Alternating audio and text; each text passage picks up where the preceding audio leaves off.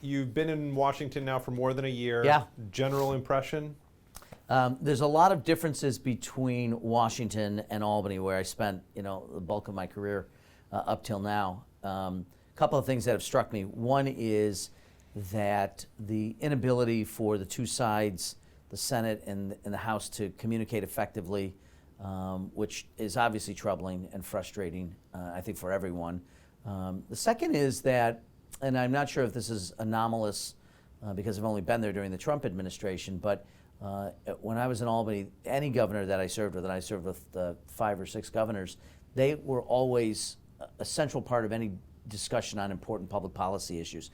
And that's really not been the case with the White House. I mean, they really have not engaged, for the most part, in conversations about many of the issues that we're working on. And I think you can see the results of that in that we have not been able to reach legislative agreements on some of the really important issues that we care about. How to deal with pre-existing conditions in healthcare, lowering the cost of prescription drugs, rebuilding the nation's infrastructure. So I think there's really been a lack of leadership, in particular by this White House. Hopefully that will change over the next year and moving forward. We have seen some activity and progress with trade deals. Your thoughts on that bipartisan measure? Yeah, the USMCA, which is obviously the Canadian-Mexican one, is a great improvement over NAFTA. The original trade deal sent to the House, I think, was lacking in many ways. Labor protections, environmental protections, protections on pharmaceutical prices, and we were able to, I think, make significant improvements to it. So I'm pleased that it got done. Obviously, Canada is an important trading partner for New York. So working through that, and I was involved a fair amount with a number of folks in the House side. So I'm pleased that it worked out. I had a press conference with a number of my colleagues who I had worked together with in the national media to talk about it. But I think that was good. And it's sort of interesting. People will sometimes say to me, and I think to other members of the House, well, you don't want to get this done because won't that give the president a win? And I say, this isn't about giving the president a win. This is about giving the American public a win. So we shouldn't worry about that. That's why I'm hopeful maybe we'll be able to do something on prescription drug prices. Maybe there's something we'll get done on infrastructure. Those seem to be bipartisan. Seems to be a great deal of consensus. Perhaps not about the details, but certainly big picture. So I still remain hopeful on that.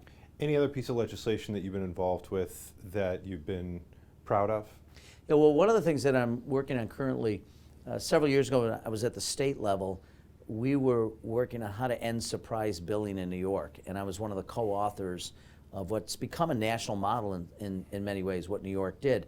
But the New York law does not protect about 100 million people across the country. Well, obviously New York's wouldn't, but the New York model doesn't protect people that are under ERISA plans, which are essentially self-funded plans. So if you look at big employers, they typically have self-funding, like University of Rochester's healthcare.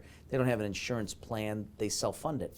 So that covers about 100 million Americans, and I've been working very closely with people like Donna Shalala, the former Secretary of Health and Human Services. She's a freshman member of the House. We served together on the Education and Labor Committee and on the Rules Committee, and we've been really working to try to find a solution to take consumers out of the problem, which is they'll find that they get a bill for $10,000 even though they were in network for the hospital and the surgeon for some kind of procedure or an emergency room visit, only to find someone in the care of in the chain of care, an anesthesiologist, a radiologist, sends a bill that they didn't expect. So we want to take consumers out of that, and then we're trying to work on a solution here which would not hurt hospitals, would not impact networks, and continue to protect consumers. So we've been working on that, and I think we're getting close to a deal. It's been very bipartisan. I've been working with partners all around the country and in the United States Senate, both the Democrats and Republicans. So because I was involved in New York, I've been able to play a role there. And I think that's part of the secret to this, is to find the things that you really can have an impact on, where you have some special knowledge base, and really use that and try to help in a national way. Because New York is no longer providing DMV information, certain information, to some federal authorities, the Trump administration has said New Yorkers cannot participate in the Trusted Travelers program, which makes it easier to fly and to cross the border. What are your thoughts on that? Should Governor Cuomo ease those restrictions? Where should we go? Well, I'm going to have a conversation with the governor in the next week or so. Hopefully, I get to spend some time with them. I'm going to make a trip to Albany just to check in on a number of things that I care about and have a conversation. I don't think these are mutually exclusive. What I do know is that law enforcement was certainly considered when the state was implementing the green light legislation, and law enforcement can get whatever information they want to. And I think this is a little bit of the Trump administration trying to flex its muscle and trying to punish those states that have opted to provide to folks that are not registered, not undocumented, to stop them from getting access to driver's license. The truth is, it is really important for us to make sure that people have insured when they drive, that they're licensed when they drive, and it's happening whether or not, if you have to get to a job and you're undocumented, you're going to get a driver, you're going to drive. The question is, do you have a driver's license and do you have the requisite insurance? And I think that's really important, and I don't think that it needs to be mutually exclusive. I think we can meet all the needs of the law enforcement community, and we should, and still allow for what New York has done. So hopefully we'll be able to get to a resolution on this. I'm anxious to talk to the governor about what his conversation with the president, what was said and what they decided on. When I interviewed Congressman Reed about Ukraine, I had asked him, and I'm going to ask you the same question. He declined to answer it. The question is this: do you think it's appropriate for a president to withhold military aid in order to garner some type of personal advantage or to forward their own personal interests when dealing with a foreign government? Well, that's effectively what the impeachment, the decision for the House to impeach and the trial was really all about, and I think you've hit the nail on the head. I mean, there's compelling evidence, which was never really contested by the president, compelling evidence that he went to Ukraine and withheld two important things. First was military aid in their continuing fight against Russian aggression, particularly in Crimea. And secondly, he withheld an invitation to President Zelensky of Ukraine, who really needed it to demonstrate back home that he's making progress with his allies, and he's a new president, really coveted that and was important to him in terms of being a pro-democracy leader in Ukraine. And what the president said is, I'll do those things, happy to do them, but I need you to open an investigation against Joe Biden and his son Hunter. Even though the national security apparatus of the United States, even though the State Department, even though the ambassadors all cautioned the president and said there's no evidence that anything happened with Joe Biden or his son which was anyway inappropriate. So despite that, he continues to do it. It's clearly not appropriate. If you look at what the founders did, and the primary reason we have impeachment as a tool in the Constitution is because the founders feared executive overreach and they feared interference with foreign governments. And the president essentially committed an impeachable offense, in my mind. A high crime and misdemeanor is a crime against the people themselves. And to use your personal interests and advance them by holding out not only something that was important to the American people, but a national security interest, to me was the compelling reason I voted for impeachment. You just mentioned what President Trump, in your view, did with Ukraine, saying, if you do this, then I'll do this. When Republicans point to the transcripts, they note that it didn't have those exact words in them. It has that type of offer following. Talk about the Javelin missiles and military aid, the word though, but they say that exact quid pro quo wasn't in the transcript. What's your take on that? Well, I'd say this. First of all, we didn't rely entirely on that phone call. There are mountains of evidence, testimony from Ambassador Sondland and testimony from Ambassador Yovanovitch, testimony from a number of people in the National Security Administration.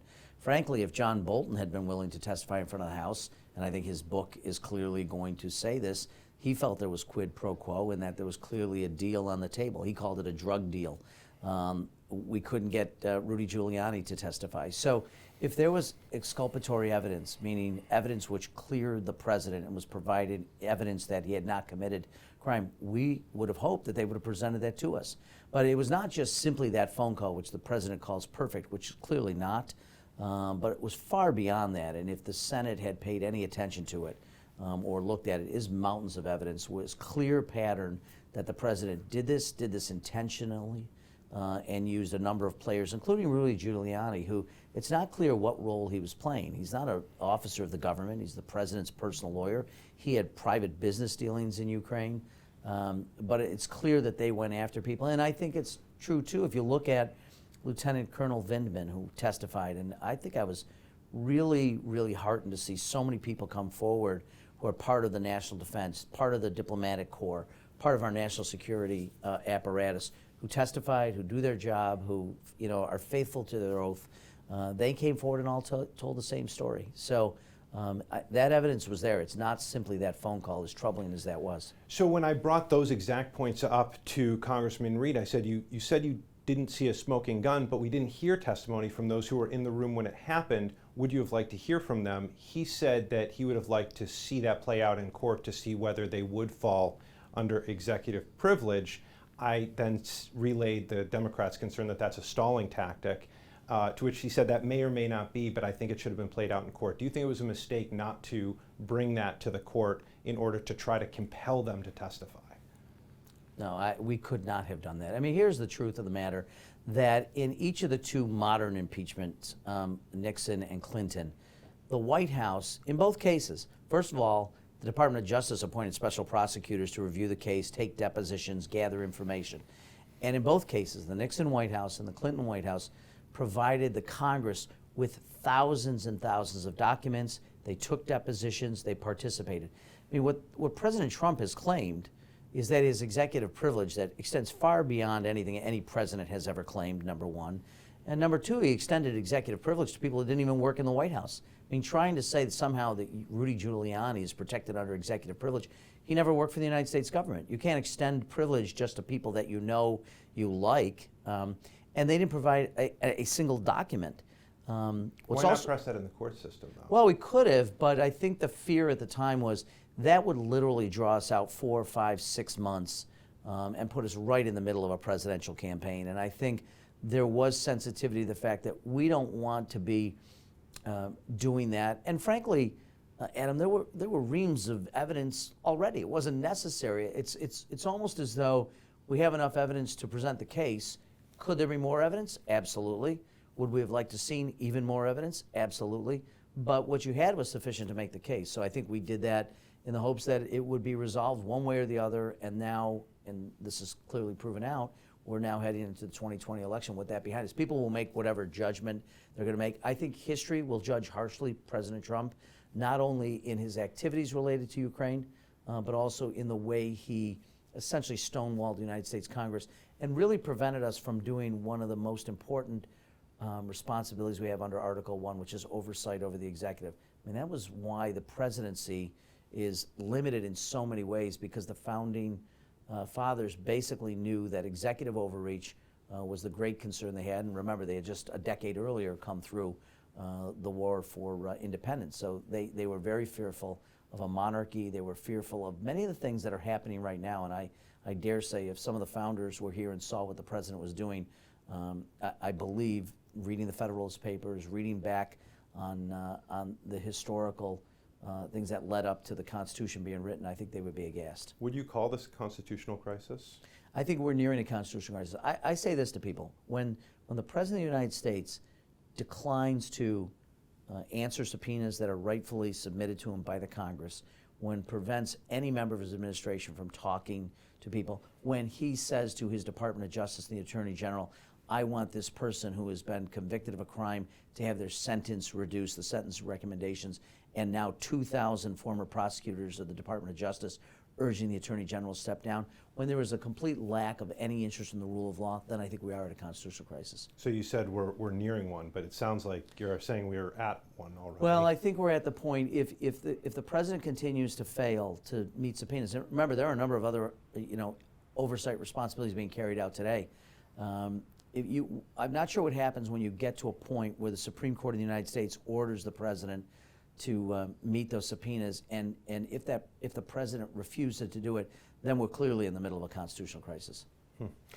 When I speak with people who still support the president or now support the president, they may look at these claims about Ukraine or how he might act on Twitter, and they certainly don't condone it, but they point to the economic numbers and they say, I don't want to disrupt a strong economy. I think he's doing a good job there. What's your response to that? So I think it's interesting. I'd say that most presidents get too much credit and or too much blame for the economy. There are a lot of forces that are going on around the world. We're an interconnected economy. But the truth of the matter is this economy has been expanding since 2008 under Barack Obama, who stepped in and stabilized the banking system, saved the automotive industry. And if you look at the number of jobs created, it actually was greater during Obama's tenure than it is in President Trump's.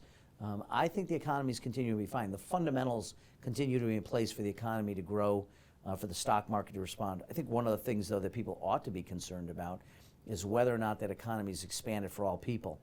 And when you look at it in terms of the disparate impacts of the economy on people, the income inequality, that's a real concern, which we have not fully addressed. So I think we're going to continue to see an economy that grows. We've had Jerome Powell, the Fed chair, has come and testify in front of the Budget Committee, which I serve on.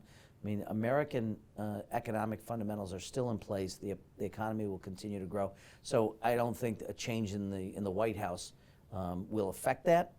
But I will say this: when you have a president who has violated his oath, who literally lies on an ongoing basis, I mean, there's documentation. It's not just Joe Morelle's opinion. I think people should think very carefully about the kind of leadership they want in this country, whether we're going to respect the rule of law, whether we're not going to get back to a sort of what I call normalcy with a president who doesn't spend literally all day long tweeting about his enemies and taking retribution because people in the military and the national security apparatus did their job. I think people need to think carefully about that. My last question is a sneaky one. And Sneaky. I know that you haven't endorsed anyone for the Democratic primary, so I'm going to ask it this way. Do you see any platforms out there from any of the candidates that you think would work best for Western New York? Well, look, I tend to believe in government that is limited. All the government we need, but only the government we need. I think my friend Louise Slaughter used to say that. So I want to make sure that we're addressing economic concerns in this country, that we allow people who have not participated in our economy to more fully participate. But I think any efforts to move the country to the far left or to the far right, to either extreme, I think isn't where the people are. So I'd like to see a platform that's obviously one that's more center-left. I'm a social progressive, but also thinks about how we will continue to move forward in terms of economic growth and giving opportunity to people. Any particular candidate's platform that's appealing to you in that regard? Well, there are a number of candidates that I have enormous respect for. I think a great deal about Joe Biden. I think he's done a great job. I don't think he's run a particularly good campaign, but he has a long history of service. I think Mayor Buttigieg is a refreshing new voice in the Democratic Party. I think Elizabeth Warren has said, I think, some really important things about wealth in the United States and income disparity. So I think there are a number of candidates. I'm sure I'm forgetting a handful in there, but and I obviously had a chance to work a little bit with Mayor Bloomberg. I know there's obviously criticisms of many of the things he said, rightful criticism, but I worked with him on the whole issue of gun registration and the explosion of guns on our nation's streets. So I think we got a lot of talented people, so I'm looking forward to it. I'm not taking a position right now, sort of focused on being the best member of the House of Representatives I can be right now.